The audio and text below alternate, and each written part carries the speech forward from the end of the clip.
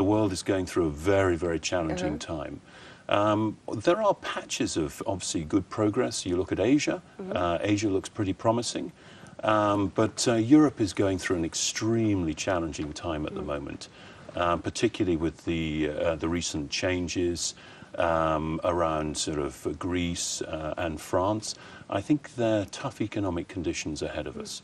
Malta is very fortunate, and I think if you look at how Malta has performed in relation to the other European countries, I think Malta stands out as a real success story, and we continue to see growth. Ir-riżultati tajbin ħafna, kienu riżultati soddisfaċenti ħafna, u rajna tkabbir fl-areas prattikament kollha, rajna tkabbir fil-profitti, madwar 9%, rajna tkabbir fil-depositi, rajna tkabbir fil-lending tagħna.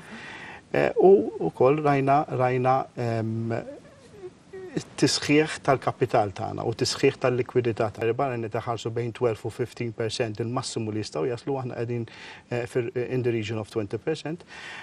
U wkoll id-dividend. Id-dividend huwa importanti ħafna għaliex qed nagħtu lura parti mill-profitti tagħna tal-bank lill-shareholders tagħna. Although we're surrounded by a bit of doom and gloom, I think Malta has some remarkable opportunities.